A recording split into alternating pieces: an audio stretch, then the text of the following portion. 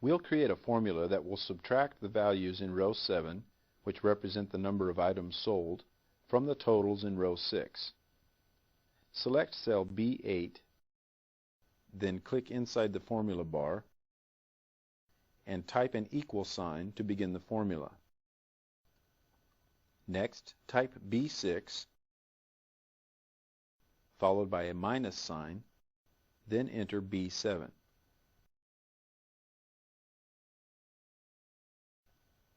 Press enter and the difference is calculated. The ending inventory balance for hardcover books is entered as 169. To find the ending balance for the other inventory items, we'll want to copy this formula to those other cells.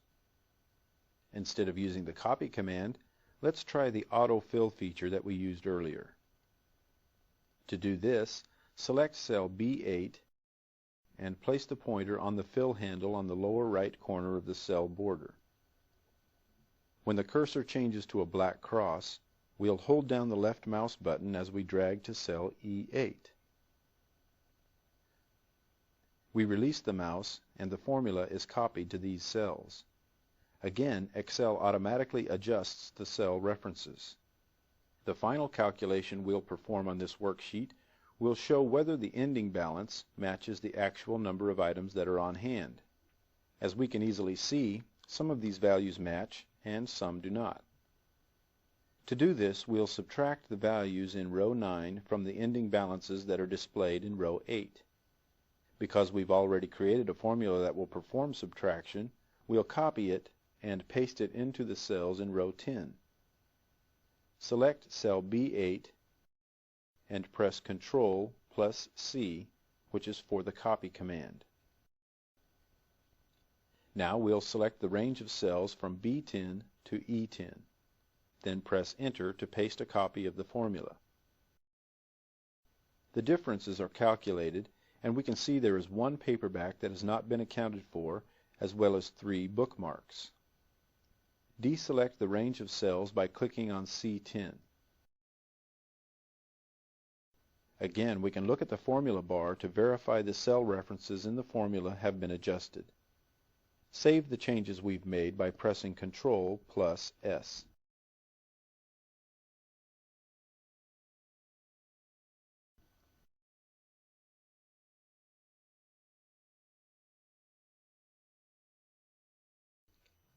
At this point, we'll open another workbook file from the Viagrafix Learning Files folder.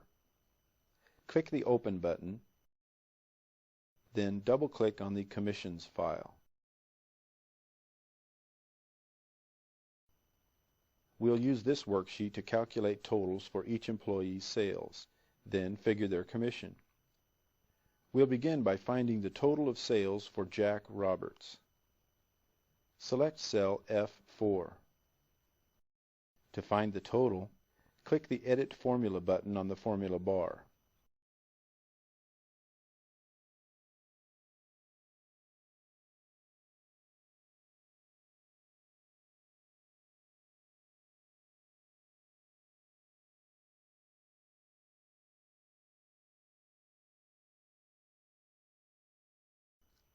To display a list of Excel's functions, click the down arrow that's beside the Cancel button on the formula bar.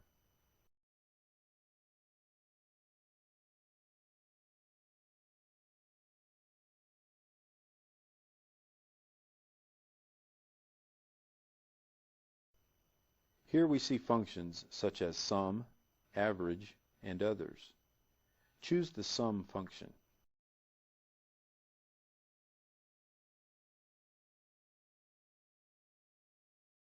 The formula palette is now displayed beneath the formula bar.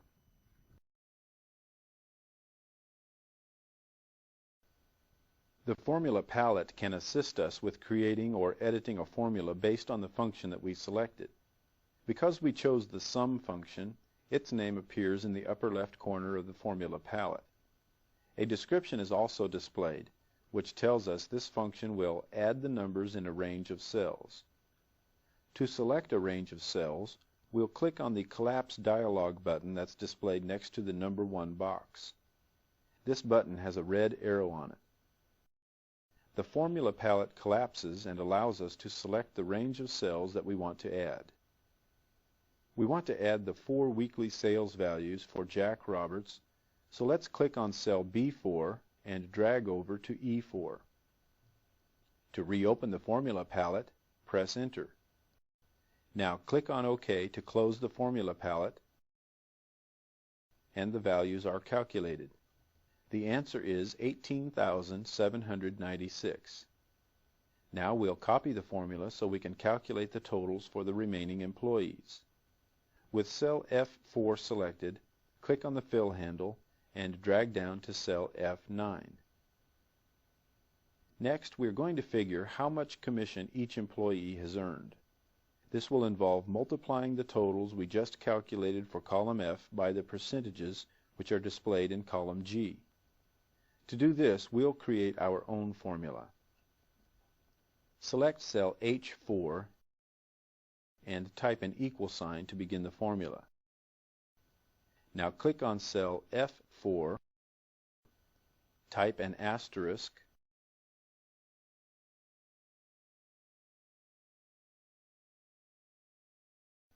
then click on cell G4. Now click the Enter button in the formula bar, and the answer is calculated as $1,880. Let's quickly copy the formula from cell H4 by dragging the fill handle down to cell H9. We also want to add the columns in this worksheet and display the totals in row 10. So let's select the range of cells from B10 to H10. To quickly add these columns, we'll use the Auto Sum feature.